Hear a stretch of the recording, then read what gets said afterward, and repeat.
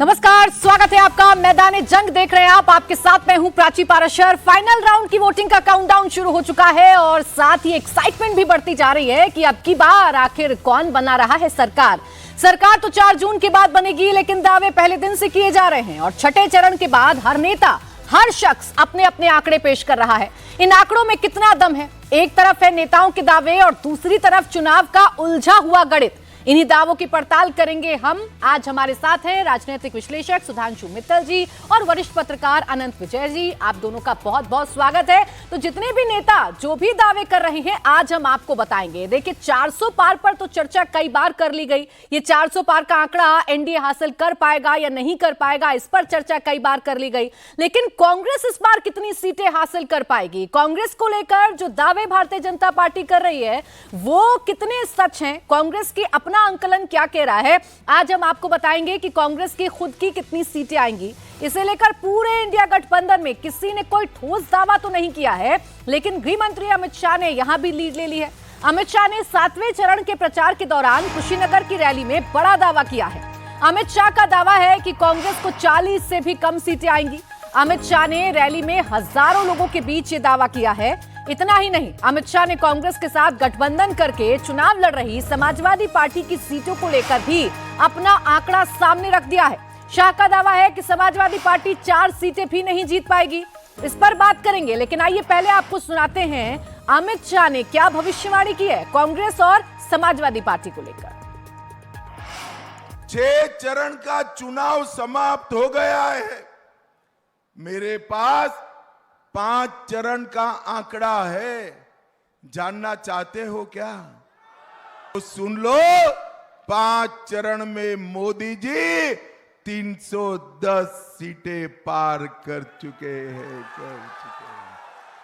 ये छठा हो गया, 7वां होने वाला है। आप लोगों को 400 पार कराना है। 400 पार। भाइयों बहनों, मैं आज इस कुशीनगर के मंच से 4 तारीख का परिणाम कहता हूं। राहुल बाबा, आपकी पार्टी को 40 भी पार करना नहीं है, मेरी बात याद रखना। और अखिलेश बाबू, कितना भी आपके प्रति सहानुभूति से मैं बात करूं, आपका 4 भी पार नहीं होना है। 4 भी पार।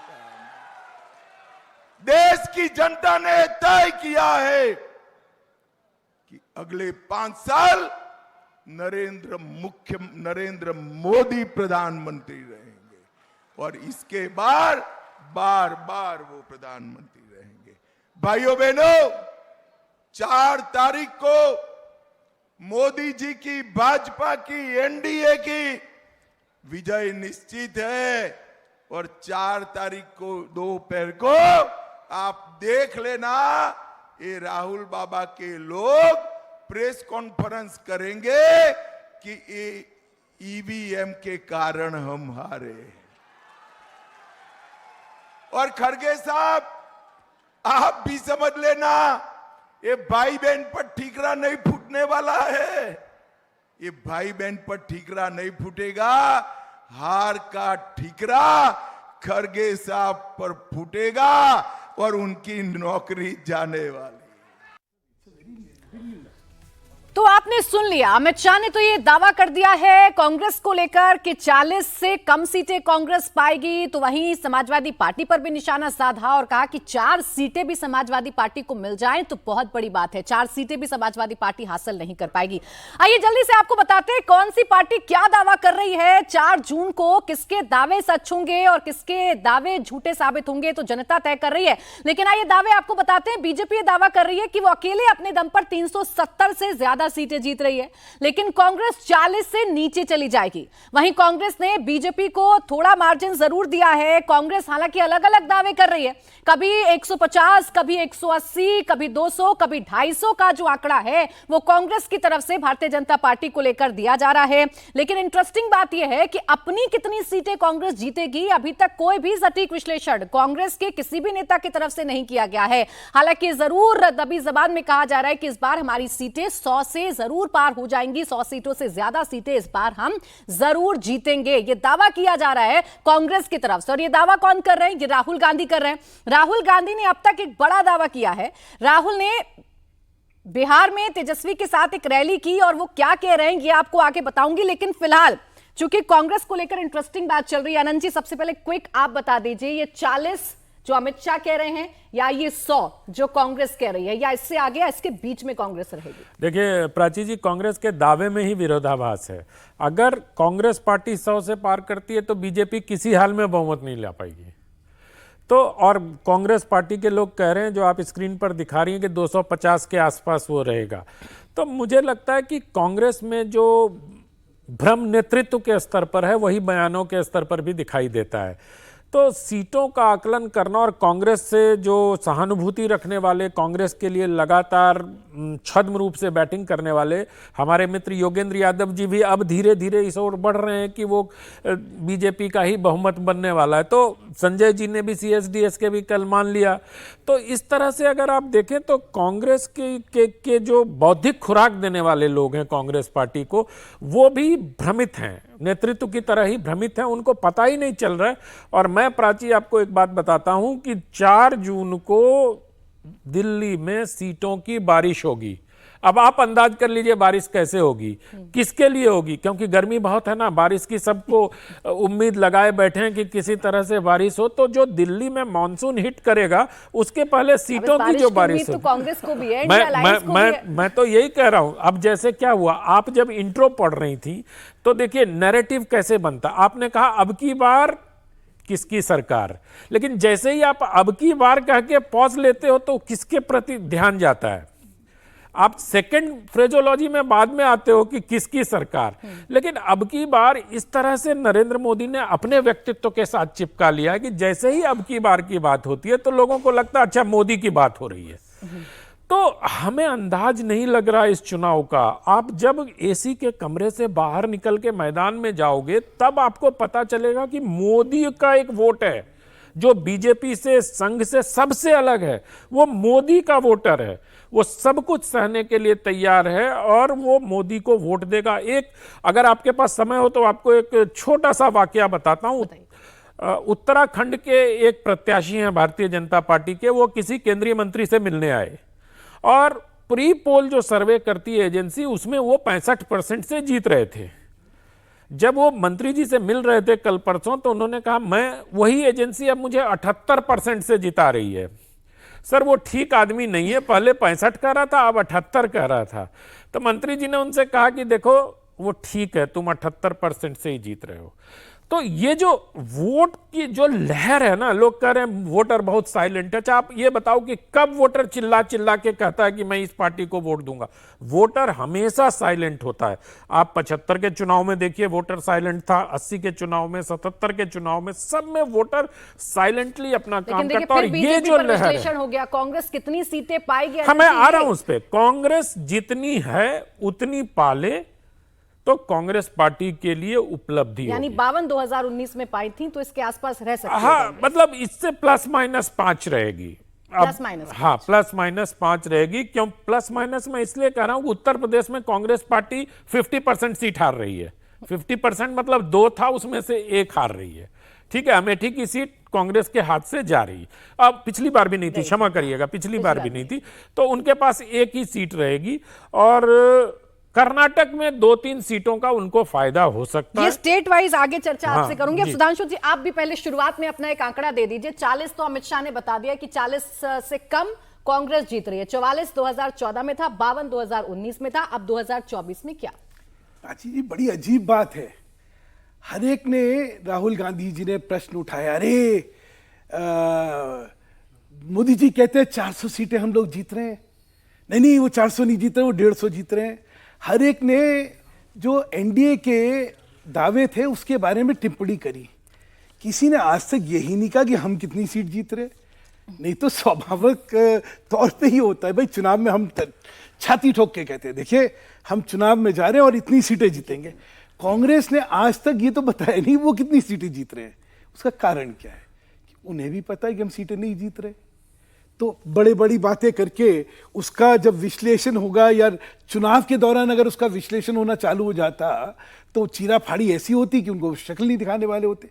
इस वजह से उन्होंने बड़ी सोच समझी रणनीति के तहत इस विषय पे ही नहीं आने दिया कि हम कितनी जीत रहे हैं।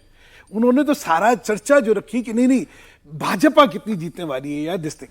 अब आप एक चीज समझिए, कांग्रेस कहां से जीतेगी?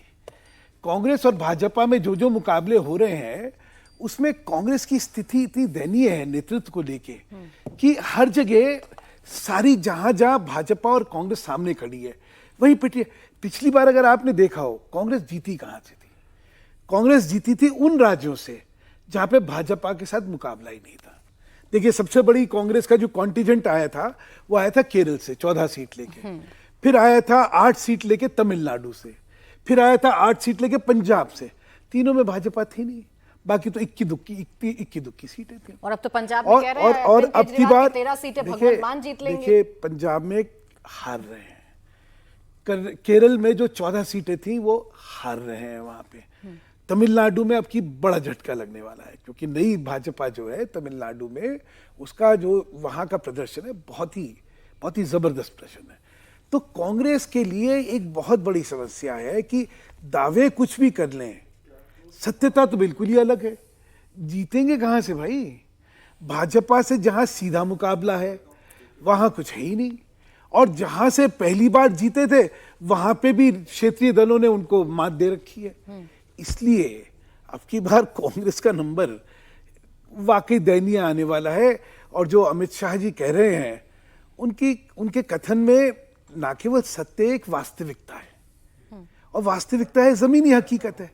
अब दावे कुछ भी कर ले लेकिन जमीनी हकीकत इसीलिए कांग्रेस ने कभी नहीं बतलाया कि मेरे खाते में कितनी आने वाली हैं। अभी भी पूछ लीजिए किसी से, 272 कहते हैं इंडिया एक मिनट इसमें इनमें एक बात जोड़ूंगा। ये जो कह रहे थे, आपको याद होगा रजत जी के साथ इंटरव्यू जब प्रधानमंत्री का हुआ था भारत मंडपम में, तो उन्होंने बता दिया था पूरा कि 400 सीटें का कैसे हमने ये मेटा नैरेटिव गढ़ा और 3 महीने पहले से गढ़ा, और विपक्ष अब उसी में कह रहा है कि मोदी को अच्छा आप देख लीजिएगा 4 जून को हम लोग चर्चा करेंगे इस बात की कि अगर 400 से 3 सीट भी कम आ गई एनडीए को तो विपक्ष कहेगा हमारी जीत हो गई, हमने मोदी को 400 पे रोक दिया। तो ये जो मेटा नैरेटिव है ना, ये नरेंद्र मोदी के नेतृत्व कौशल जो है वो उन्होंने उस इंटरव्यू में बहुत अच्छे से समझाया उन्होंने कि 3 चरण तक तो विपक्ष कंफ्यूज रहा कि हमें 400 पर बात करनी है या नहीं करनी है। अब देखिए ऐसा ही नैरेटिव राहुल गांधी भी कर रहे हैं, ऐसी बात नहीं है। राहुल गांधी ने भी एक बड़ा दावा किया है। राहुल ने बिहार में तेजस्वी के साथ रैली करते हुए दावा किया कि यूपी और बिहार में गठबंधन का तूफान आने वाला है। तूफान शब्द पर राहुल ने बड़ा जोर डाला। बिहार में 40 में से 40 सीटें जिताने की अपील की, लेकिन एक गारंटी दे दी कि मोदी 4 जून के बाद पीएम नहीं बनेंगे। राहुल ने क्या कहा है आपको दिखाते हैं। बिहार में कम से कम 40 सीटें आनी है, 1 सीट भी नहीं जानी चाहिए। इंडिया गठबंधन को पूरी की पूरी मिलनी चाहिए। भाई और बहनों, तूफान आ रहा है उत्तर प्रदेश में और बिहार में। इंडिया गठबंधन का तूफान आ रहा है, मैं आपको बता रहा हूं। एक बात लिख के ले लो, नरेंद्र मोदी हिंदुस्तान के प्रधानमंत्री नहीं बनने जा रहे हैं। हर एक यही कहता है ये नहीं होने जा रहा है, क्या होने जा रहा है ये कोई नहीं बताएगा।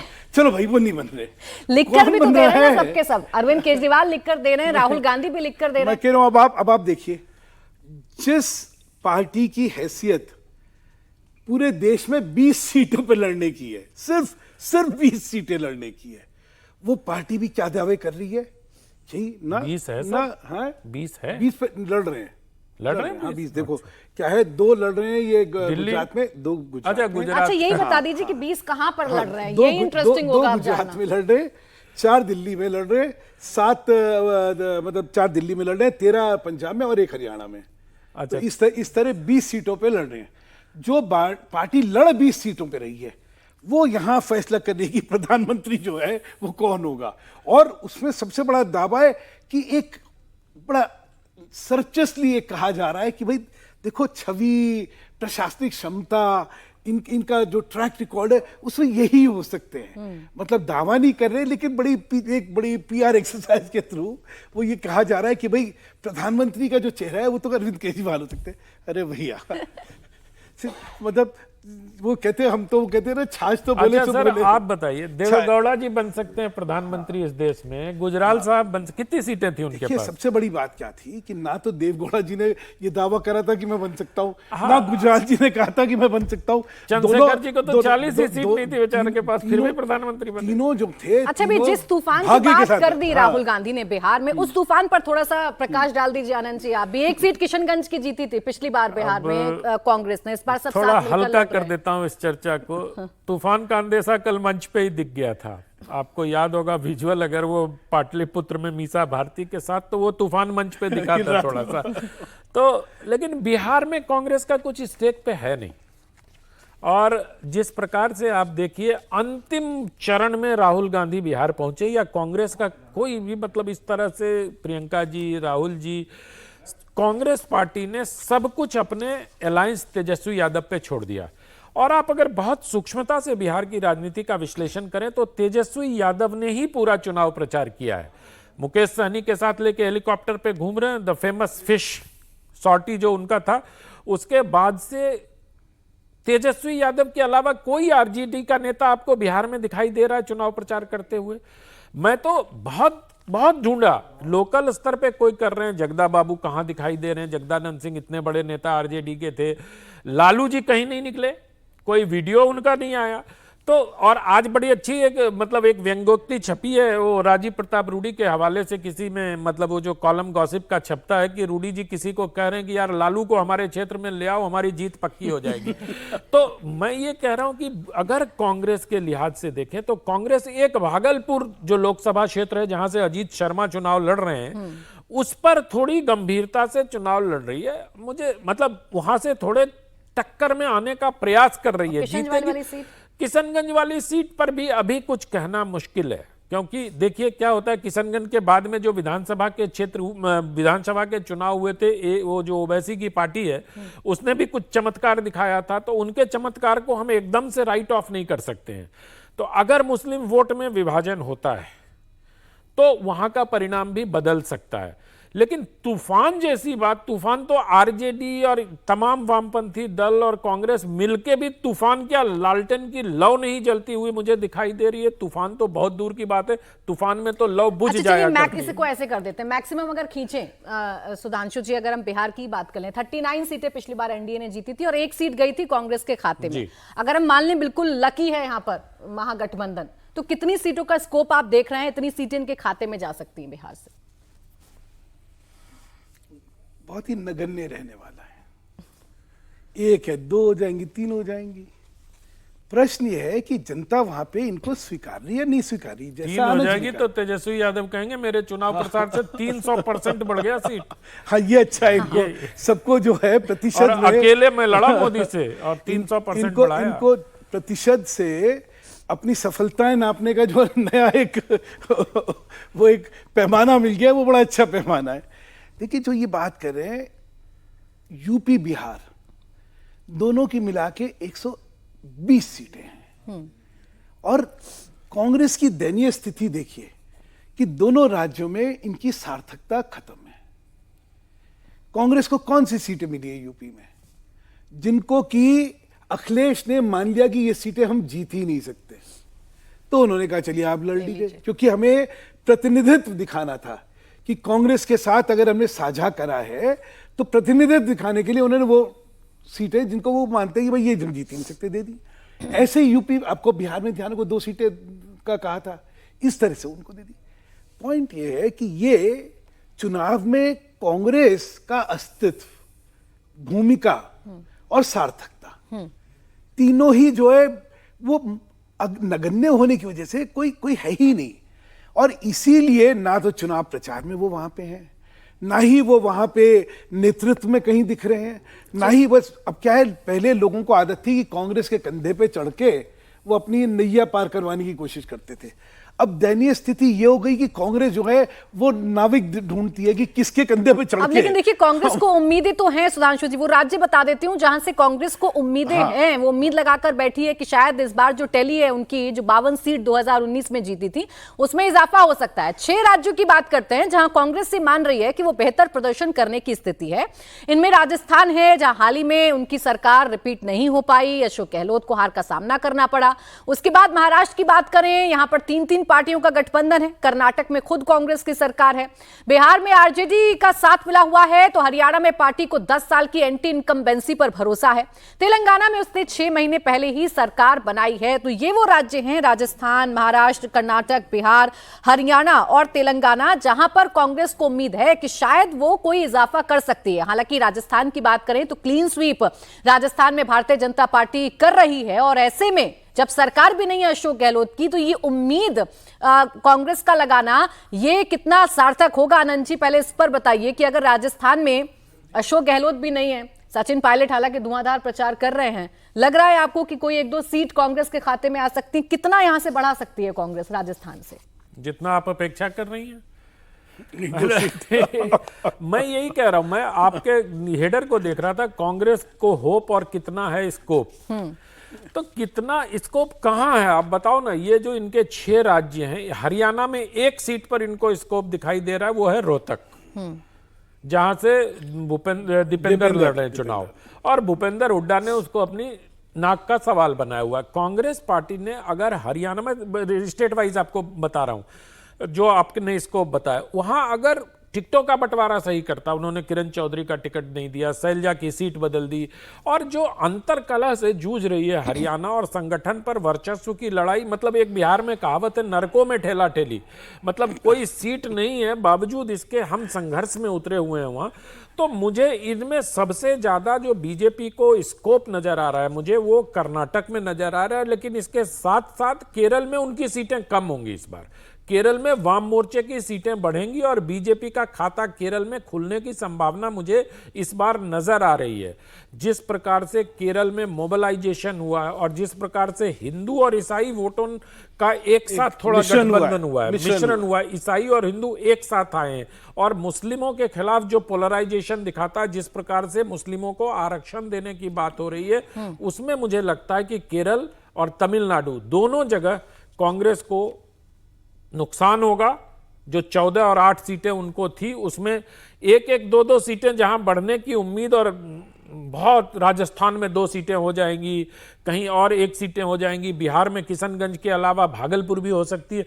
लेकिन हम ये नहीं देख रहे हैं कि केरल में कितनी सीटें कम हो रही है, तमिलनाडु में कितनी सीटें कम हो रही है। जिस प्रकार पंजाब में तो 0 आने वाली है। नहीं, पंजाब में मुझे लगता है सुधांशु जी, कांग्रेस पार्टी आम आदमी पार्टी से बेहतर करेगी। अच्छा। मैं जो वहां लग रहा है मुझे, क्योंकि जो आपस में वहां आम आदमी पार्टी के विधायकों की, या कल जिस प्रकार से एक मंत्री के खिलाफ एक आपत्तिजनक वीडियो आए, या इन सब चीजों से ना वहां एक माहौल बना हुआ है, और वहां भारतीय जनता पार्टी का वोट परसेंटेज बहुत बढ़ेगा इस बार।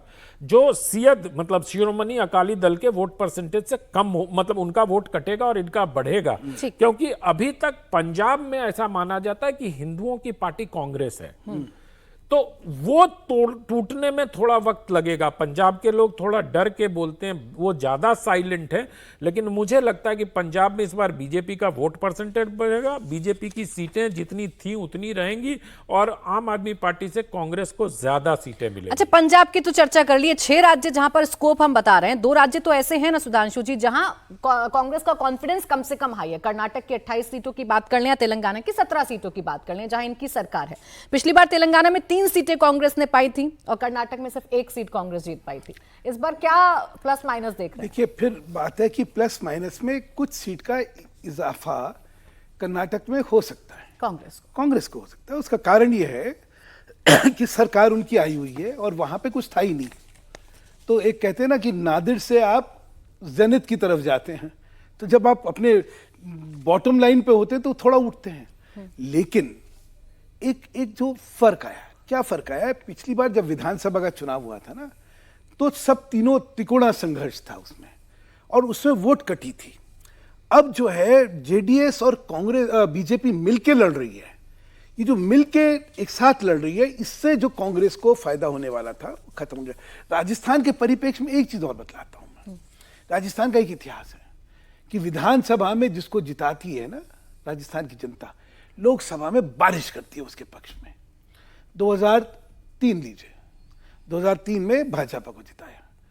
2004 के लोकसभा में 22 सीटें दी थी, जबकि 120 थी। 2009 में कांग्रेस को जिताया। 2008 में 9 में पूरी सीटें जो थी बारिश कांग्रेस के पक्ष में हुई।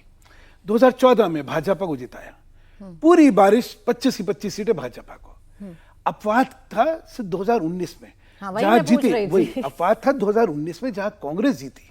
हाँ। लेकिन कांग्रेस को वहां पे भी जो है वहां पूरी बहुमत नहीं मिला था, वो भाजपा से आगे थी। लेकिन देश का सवाल था, इसलिए पूरी की पूरी 25। अब की बार भाजपा वहां पे निर्णायक तौर से जीती हुई है। ठीक है। इसलिए कांग्रेस का अगर आप इतिहास राजस्थान का देखें तो एक तरफा चुनाव जाने वाला है। वो वहां की प्रकृति है लोगों की। अब इशू सिर्फ एक वो जो आता है ना तेलंगाना कर्नाटक, क्या हुआ है सरकार आने के बाद जो प्रदर्शन रहे हैं, जो गारंटियां दी गई थी, वायदे करे थे, उन वायदों के प्रति जो उदासीनता रही कांग्रेस के नेतृत्व में, तो कहते हैं ना काठ की हांडी बार बार नहीं चढ़ती है। अब ये काठ की हांडी कितनी चढ़ रही है और कितनी नहीं, एक बार फिर आइए नजर डाल लेते हैं कुछ आंकड़ों पर, क्योंकि कांग्रेस 6 राज्यों से तो बढ़त की उम्मीद लगाकर बैठी है, लेकिन आंकड़े जो हैं वो कुछ और कह रहे हैं। एक बार आपको रिजल्ट्स बता देते हैं इन 6 राज्यों के 2014 और 19 की अगर आप बात करेंगे। राजस्थान में कांग्रेस का 2014 और 2019 में खाता नहीं खुला। हरियाणा में जहां 2014 में 1 सीट मिली थी तो 2019 में भी वो हाथ से निकल गई। कर्नाटक में 2014 में 9 सीट कांग्रेस ने जीती थी तो 2019 में महज 1 सीट पर सिमट गई। महाराष्ट्र और बिहार में 2014 की 2 सीट से 2019 में 1 सीट पर आ गई। तेलंगाना में कांग्रेस ने जरूर 2014 की 2 सीट से 2019 में 1 सीट की जो बढ़त थी वो कर ली, 3 सीटें यहां पर जीती। यानी इन 6 राज्यों में जहां 2014 में कांग्रेस ने 16 सीट जीती थी, वहीं 2019 में महज 6 सीट पर ही कामयाबी कांग्रेस को मिल पाई थी। लेकिन कांग्रेस को इस बार उम्मीदें हैं कि कांग्रेस यहां से बढ़त कर सकती है। अब कांग्रेस को राजस्थान में 5 सीट पर जीत की उम्मीद नजर आ रही है, तो हरियाणा में 4 और महाराष्ट्र में 8 सीट जीतने का दावा हो रहा है। वहीं बिहार में 2 सीट, तेलंगाना में 10 सीट और कर्नाटक में 12 सीट पर जीत की संभावना कांग्रेस जता रही है। यानी कांग्रेस को इन 6 राज्यों में 41 सीट पर जीत का भरोसा है। अब देखिए 40 सीट का दावा तो गृह मंत्री अमित शाह कर रहे हैं कि 40 सीट से कम पर कांग्रेस सिमट जाएगी। इन 6 राज्यों से ही कांग्रेस को उम्मीद है 41 सीटों के। अनंत जी, अब मैं कांग्रेस की उम्मीद पर क्या बताऊं, मतलब कांग्रेस, और उम्मीद होनी भी चाहिए, चुनाव अगर लड़ रहे हैं आप इतनी सीटों पर, तो बिहार में जो 2 सीट की ये बात करते हैं हमेशा, वो कटिहार और किशनगंज होता है। कटिहार में तारिक अनवर लगातार, आपको याद होगा, 5 बार जीते थे। पिछली बार वो एनसीपी के टिकट पर वहां से जीते थे। फिर बाद आपको बीच में रोक रही हूँ अनंत जी, प्रधानमंत्री इस वक्त इतना बड़ा वोट बैंक की राजनीति करने के लिए वे अब जुडिशरी को गाली दे रहे हैं। केजरीवाल जी अभी जब जेल से बाहर आए तो उन्होंने कहा कि प्रधानमंत्री जी ही तय करते हैं कि कौन जेल जाएगा। अच्छा होगा ये लोग संविधान पढ़ लें। सर इस बार चुनाव में हम देख रहे हैं कि एक पर्सनल अटैक्स बहुत हो रहे हैं। लाइक आप पर भी कई बातें बोली गई हैं और आपकी तरफ से भी कुछ लोगों को कुछ बोला गया है। मैं तो पिछले 24 साल से गालियां खा करके गाली प्रूफ हो गया। मौत का सौदागर किसने कहा था? गंदी नाली का कीड़ा किसने कहा था? कश्मीर में हम इस बार देख रहे हैं रिकॉर्ड वोटिंग हो रही है। उन्होंने मतदान करके दुनिया को एक मैसेज दे दिया जो लोग आशंकाएं करते थे। आज ये सत्य हो गया कि 370 हटने के बाद ज्यादा एकता की अनुभूति हो रही है। इसका सीधा परिणाम चुनावों में भी दिखाई देता है।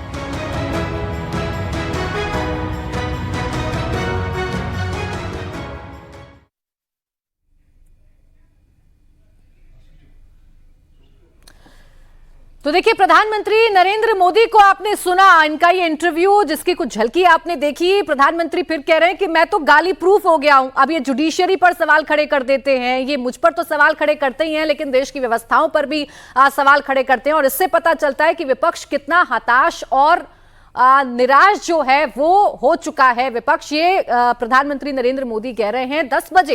ये पूरा इंटरव्यू आप प्रधानमंत्री का देखेंगे। क्या यहां पर दावा किया जाता है मोदी जी की तरफ से, ये आप जरूर देखेंगे। लेकिन फिलहाल जो इस इंटरव्यू को देखकर समझ में आ रहा है, जितने भी लोग प्रधानमंत्री पर पर्सनल अटैक करते हैं उनका जवाब भी पीएम देते हुए नजर आ रहे हैं। और साथ ही एक बार फिर हताश और निराश है विपक्ष।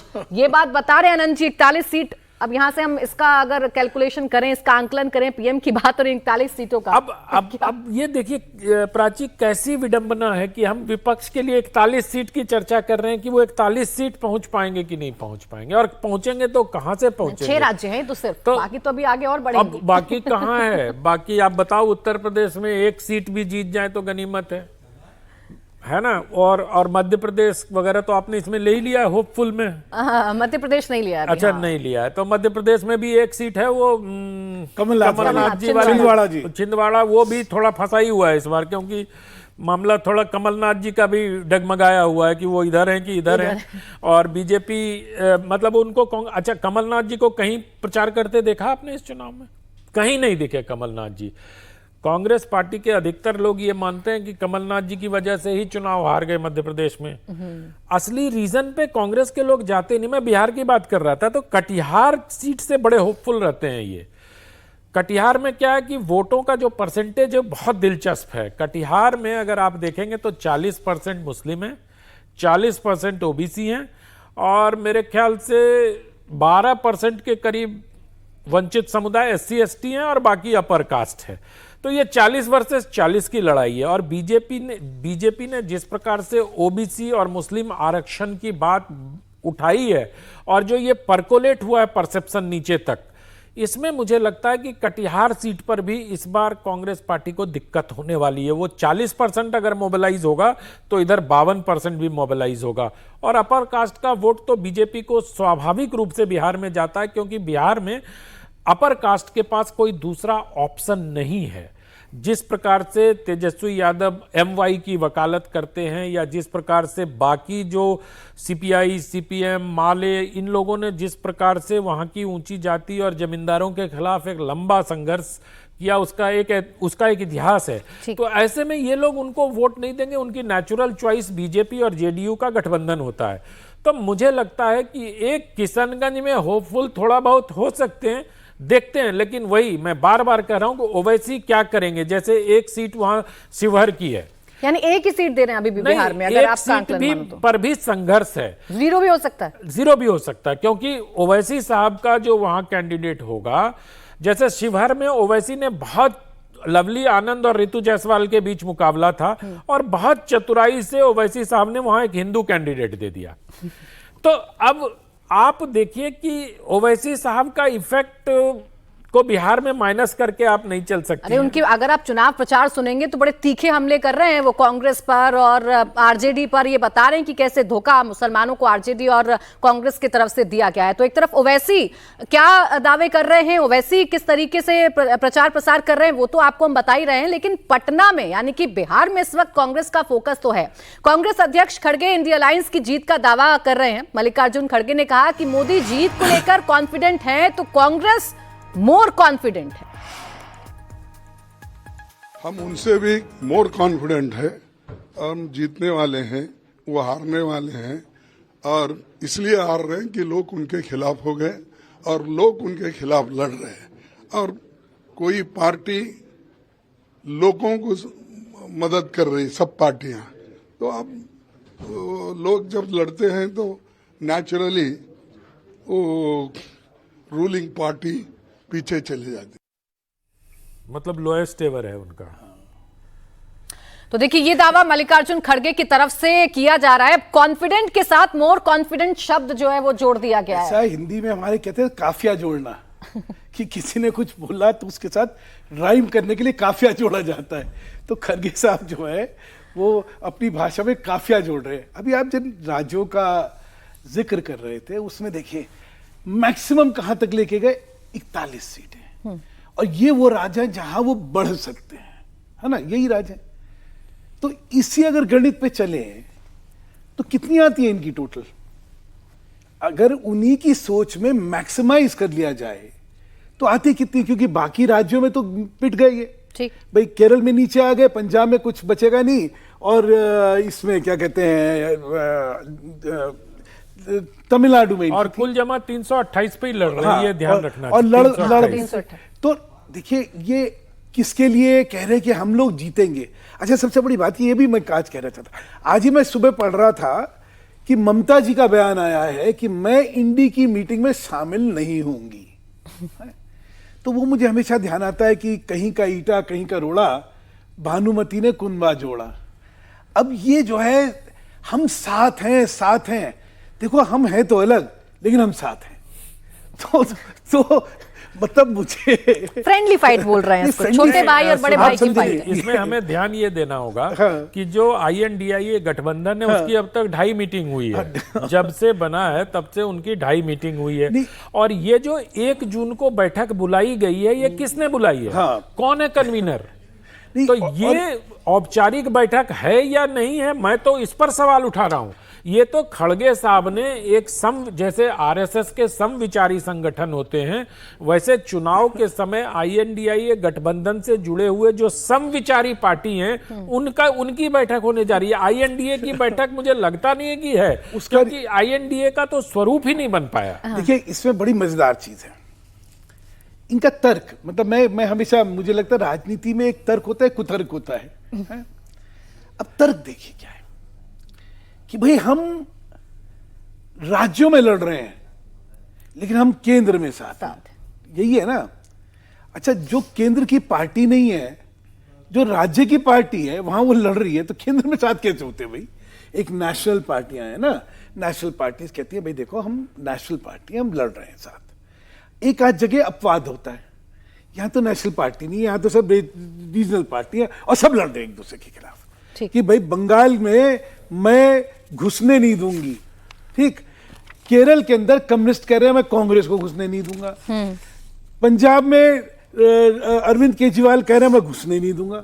हर जगह तो घुसने पे प्रतिबंध लगा हुआ है, और फिर भी ये साथ है। क्या होता है, जनता को उसकी बुद्धिमत्ता को कम आंकना, ये आंकना कि जनता जो है उसको गुमराह करा जाता है, मुझे लगता है सबसे बड़ी भ्रांति राजनीति की, ये सबसे बड़ी भ्रांति है। हिंदुस्तान की जनता, देखिए हिंदुस्तान की जनता ने आज तक कभी भी गलत वोट नहीं दिया है। मैं किसी के भी साथ इस विषय में चर्चा करने को तैयार हूं। मैंने 2004 का भी वोट देखा है, जिसको सबसे बड़ा अपवाद माना जाता है। 4 का उसका तो चुनाव ही लड़वाया था। मैं उस 4 के चुनाव का विश्लेषण, और जनता ने सही करा, इसका भी जो है मैं विश्लेषण करने को तो हमेशा। अब आइए थोड़ी सी और कांग्रेस की उम्मीदों पर नजर डाल लेते हैं। कांग्रेस इस बार 41 सीटें 6 राज्यों से बढ़ा रही है, ऐसी उम्मीद कांग्रेस को है। अब वो कितनी कामयाब होगी ये तो देखने वाली बात है, लेकिन अगर कामयाब हो जाती है तो ये टोटल हो जाता है 93 सीटों का, क्योंकि अभी अगर आप बात करेंगे तो कांग्रेस के पास 52 सीटें हैं, और 52 सीटों में अगर आप 41 प्लस कर लेंगे तो ये सीटें हो जाएंगी 93, यानी कि 93 सीटें। 41 जो है वो उन राज्यों में भी है जहां पे उनकी कुछ सीटें थी।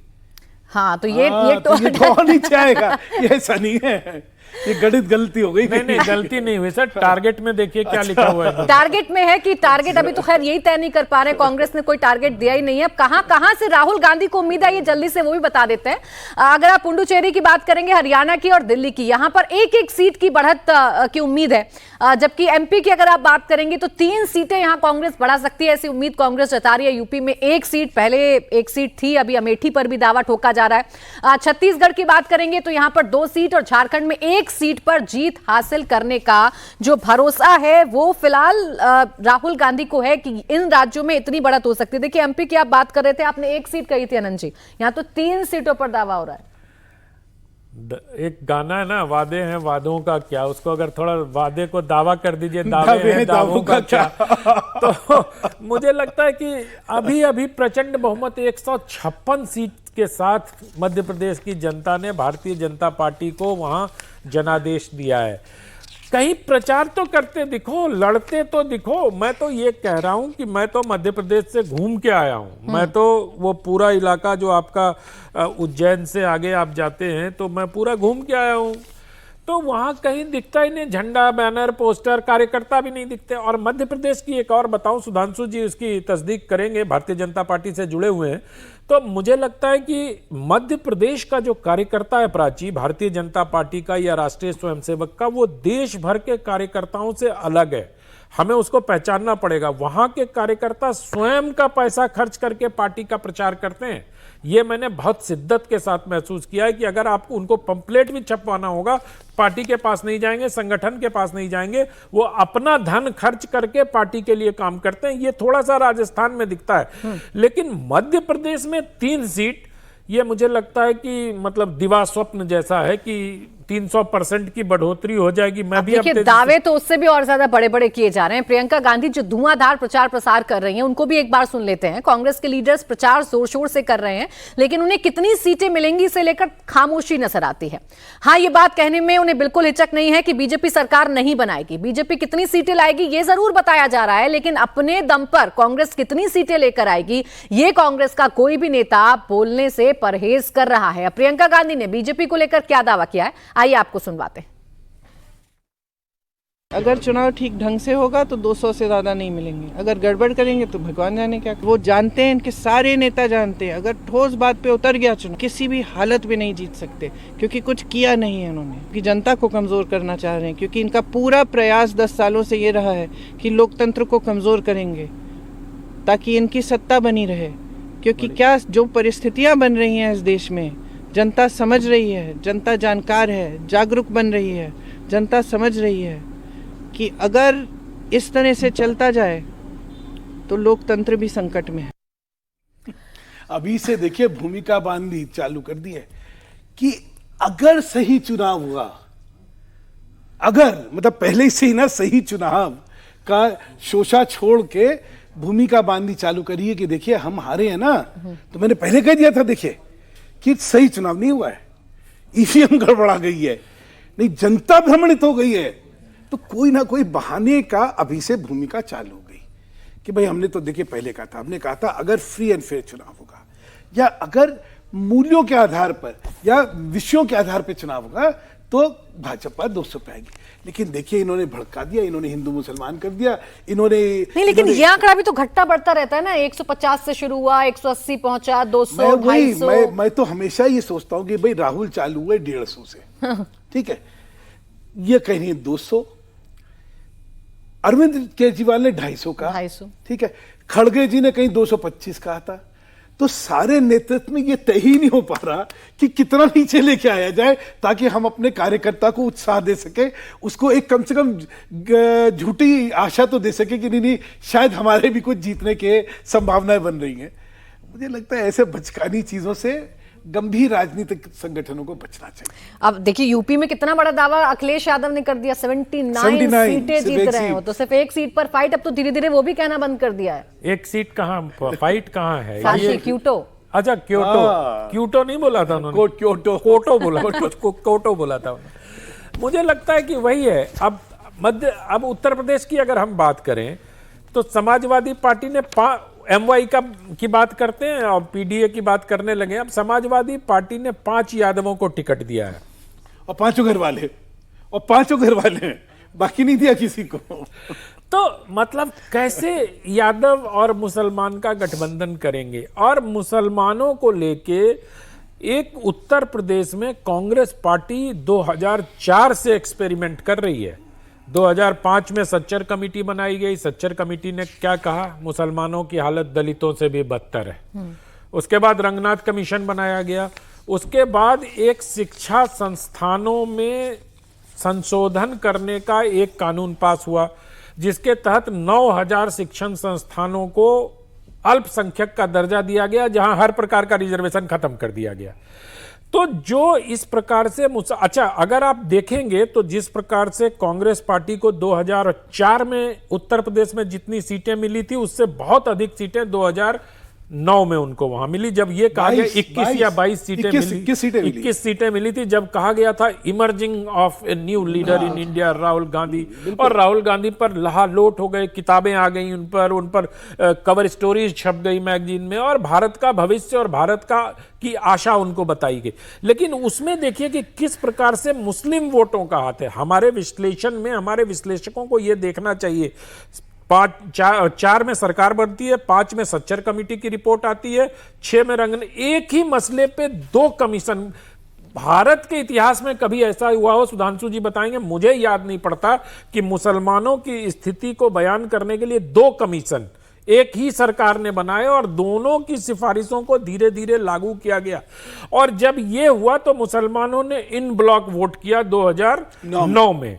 तो 2009 में जब अखिलेश यादव ने देखा कि उनका जनाधार तो खिसक के कांग्रेस के पास जा रहा है, क्योंकि कांग्रेस ने मुसलमानों को आरक्षण देने का एक नया तरीका, नया रास्ता, नया शॉर्टकट ढूंढा और शैक्षणिक संस्थानों के मार्फत वो आरक्षण दिया गया।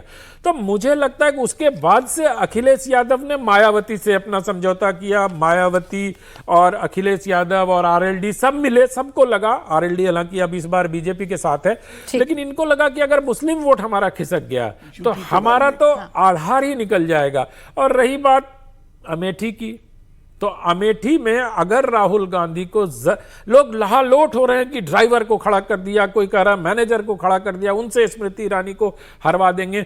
अरे अगर इतनी ही स्थिति अमेठी में कांग्रेस पार्टी की अच्छी थी तो कांग्रेस पार्टी के जो पूर्व अध्यक्ष हैं जिन्होंने अमेठी में पिछला चुनाव हारा था, उनको खड़ा होना चाहिए था। वहां से पलायन क्यों किया वो, ये सवाल है, आगे इस पर नजर डालेंगे। आप सुधांशु जी, आप भी इस पर एक टिप्पणी करिएगा। पहले एक बार जल्दी से बता देते हैं कि अगर कांग्रेस के स्कोर बोर्ड में इजाफा होता है तो बीजेपी के स्कोर पर इसका क्या असर पड़ेगा। देखिए, कांग्रेस को 2019 में 52 सीटें मिली थी, जबकि इस बार 38 से 43 सीट की बढ़ोतरी की उम्मीद कांग्रेस जता रही है, यानी आंकड़ा 90 से 95 के बीच में हो सकता है। जबकि बीजेपी ने 2019 में 303 पर जीत हासिल की थी, और अगर कांग्रेस का यह आंकड़ा 38 से 43 सीट का होता है, अगर यह अनुमान सही होता है, तब भी बीजेपी का स्कोर 260 से 265 पर पहुंच रहा है। ये बीजेपी के स्कोर पर असर पड़ रहा है अगर कांग्रेस अपनी सीटों में इजाफा करती है तो। आज बंगाल में पीएम मोदी की रैली है। कांग्रेस नेता अधीर रंजन चौधरी ने मोदी की 400 प्लस की गारंटी पर एक बड़ा पलटवार किया। मुर्शिदाबाद में अधीर रंजन चौधरी ने कहा कि इस बार मोदी की नैया पार होने वाली नहीं। सारे देशवासी मोदी के खिलाफ अब तक आक्रोश व्यक्त करने जा रहे हैं, और सारे देशवासी के तरफ से इंडिया गठबंधन को दुआएं दी जा रही है। हाँ, दुआएं दी जा रही है, आशीर्वाद दिया जा रहा है। अब कितने भी कोशिश करो मोदी जी, इस बार आपको नैया पार नहीं होने वाला है। अब बिल्कुल ये मान के चलो। अब अधीर रंजन चौधरी, जिन पर ममता बनर्जी आए दिन अटैक कर रही हैं, उनकी सीट को किसी भी तरीके से टीएमसी के खाते में डालने की कोशिश कर रही हैं, ये तो बात रही खैर अधीर रंजन चौधरी की। लेकिन जो आंकड़ा हमने सुधांशु जी दिखाया, 90 से 95 सीटें, आपको लग रहा है ये फीजिबल है कांग्रेस के लिए? नहीं, सवाल ही नहीं। मैं एक और आपको समझाना, आप उत्तर प्रदेश का देखिए, 2014 में भाजपा की 282 सीटें थी, ठीक है, टोटल देश में, और उसमें से उत्तर प्रदेश की 73 थी। हम लोग 2019 में भाजपा जो है वो बढ़ गई और 303 पे आ गई, लेकिन उत्तर प्रदेश में 73 से 62 आई थी, 11 का लॉस हुआ था। क्यों हुआ था? क्योंकि तब सापा और बासपा दोनों मिल के लड़ी। संभवतः आरएलडी तो थी, लेकिन उसमें जो लॉस बेसिकली आया था वो बासपा की वजह से आया था, कि बासपा की 10 सीटें आई थी, उसका ठीक है।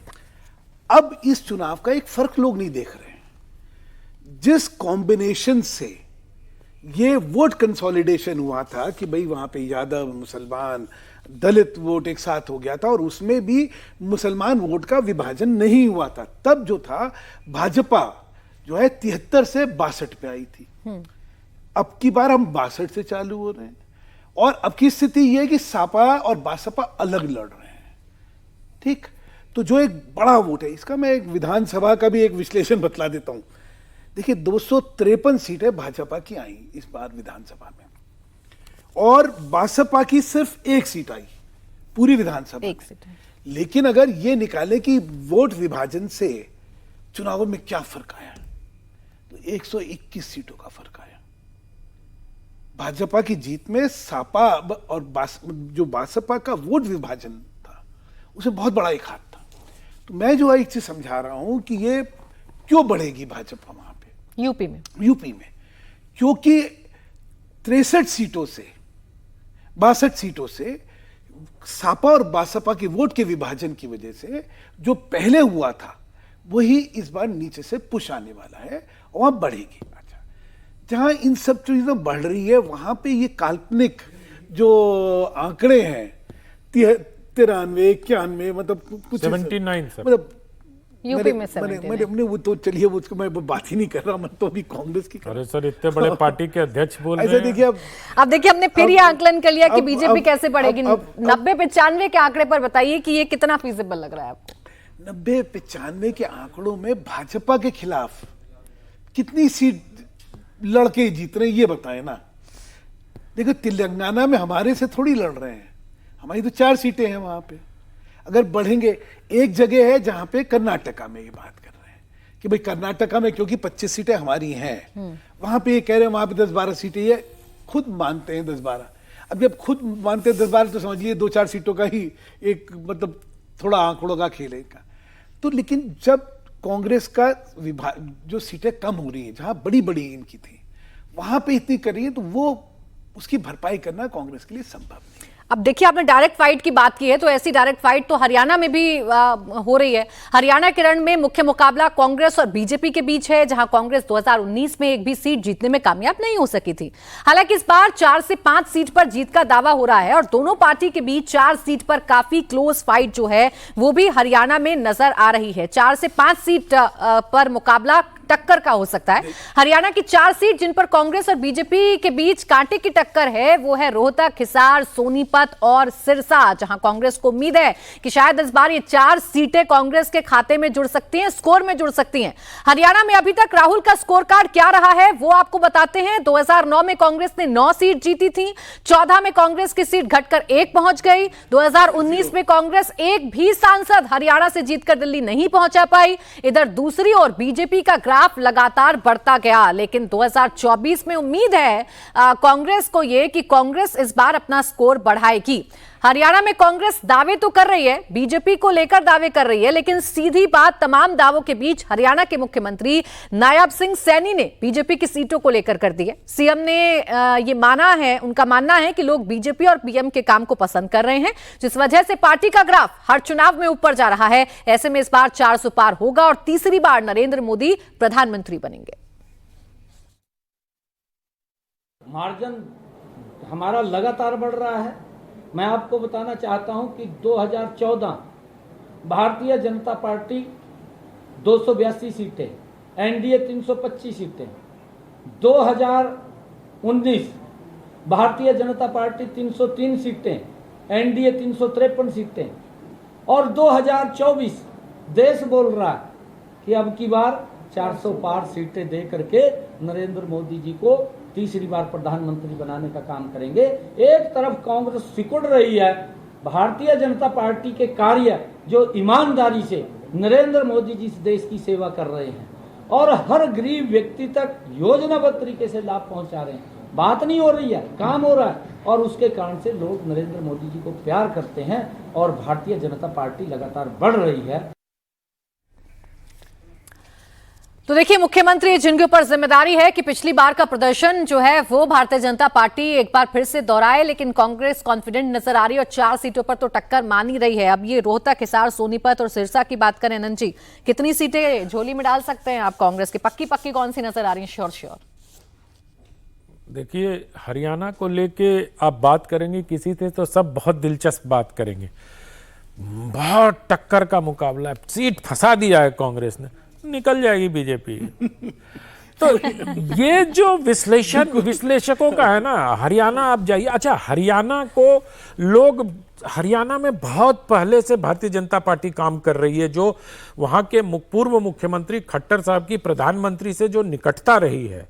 आप देखिए विप्लव देव को जब त्रिपुरा के मुख्यमंत्री से यहाँ राज्यसभा सदस्य बना के लाया गया तो विप्लव देव बहुत लंबे समय से ब्लॉक स्तर पर जाकर वहाँ काम कर रहे थे और आपने स्वयं आंकड़ा दिखाया 9, 1, 0। अब 0 के बाद तो कहाँ जाएंगे, माइनस में तो कोई गुंजाइश होती नहीं है। लेकिन जब 5-6% सीटें कम हो, वोट शेयर कम हो जाता है तो उसको रिवाइव करना बहुत मुश्किल होता है, जिसका बहुत बड़ा उदाहरण उत्तर प्रदेश है। 2-2.5% हो गया है। अब उत्तर प्रदेश में रिवाइव नहीं होती तो हरियाणा में जिस प्रकार से, अब हरियाणा में क्या है, जाट और नॉन जाट वोटरों, अब नरेंद्र मोदी तो एकदम गैर परंपरागत राजनीति करते हैं।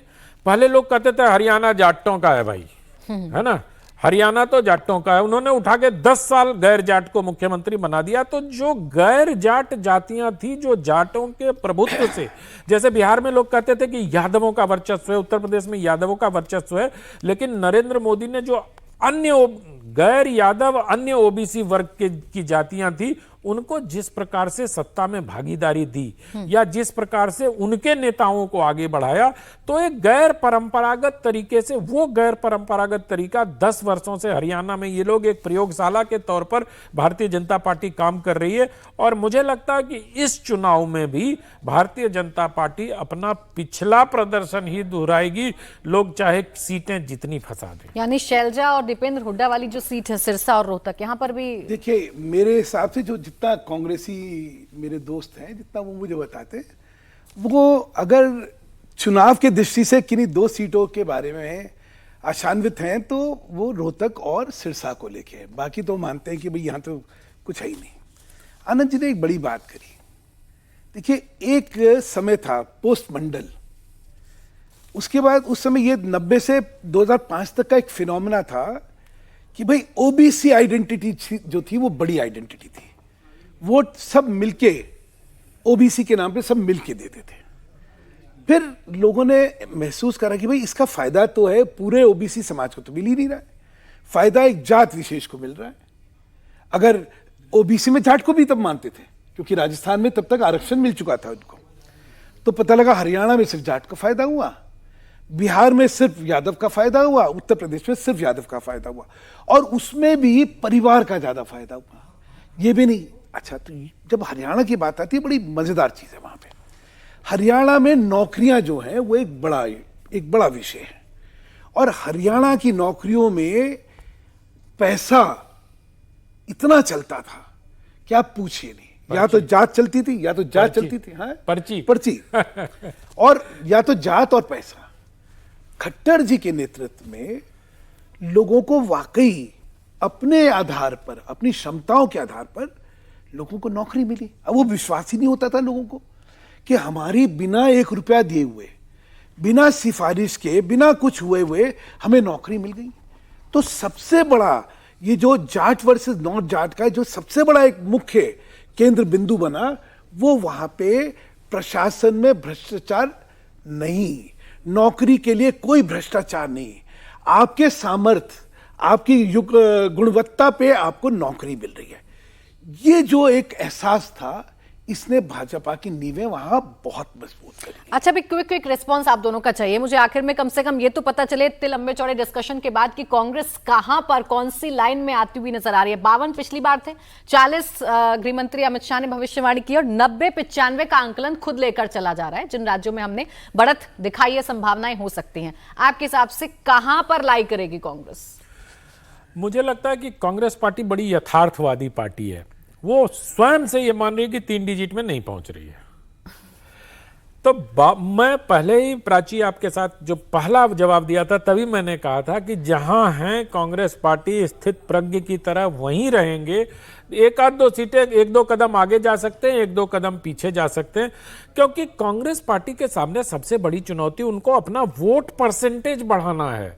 जब तक वोट परसेंटेज नहीं बढ़ेगा, कभी अखिलेश यादव के साथ साइकिल पे चढ़ के, कभी स्टालिन के साथ, कभी किसी के साथ जाके, ये दूरगामी राजनीति नहीं हो सकती। ये बहुत आपको 40 से 52 तो पहुंचा देगी, 52 से 55 तो पहुंचा देगी, लेकिन 55 से 272 कभी नहीं पहुंचा पाएगी। तो अंत में मैं इतना कहता हूं कि इनका जहां है वहीं रहेंगे, 1-2 सीटों का हेरफेर हो सकता है। अब सुधांशु, मेरा मानना है जहां रहे हैं वहां से थोड़ा नीचे आएंगे, 52 से नीचे। 52 से नीचे आएंगे, क्योंकि जहां जहां इनकी थी वहां वहां कम हो रही है, और जहां जहां ये उम्मीदें करके बैठे हुए हैं ना, वहां पे मतलब ख्याली पुलाव दिख रहे हैं मुझे। वहां पे ऐसा इनके साथ कुछ नहीं होने वाला, क्योंकि कांग्रेस में किसी भी विषय को लेके इनमें आकर्षण नहीं बचा। सिर्फ अल्पसंख्यकों की राजनीति से जो है देश में सीटें नहीं आती हैं। अल्पसंख्यक की वोट के साथ जब दूसरी वोट मिलती है तब तो आप जीत सकते हैं कि एक मुश्त आपको अल्पसंख्यक की वोट मिल गई। लेकिन इन्होंने देखा नहीं कि इस राजनीति में एक प्रतिक्रिया रही है, ठीक, कि कि अगर अल्पसंख्यकवाद अपने को मैनिफेस्ट कर सकता है तो बहुसंख्यकवाद भी अपने रंग दिखा सकता है। 52 से और इसलिए जो है ये 52 से नीचे आने वाले। ठीक है, 52 से नीचे का आंकड़ा भी रह सकता है। हालांकि देखिए दावे तो हैं 90 से 95 के, 100 से पार जाने की भी दावे हैं। अब 4 जून को ही पता चलेगा कि इन दावों में कितनी सच्चाई है।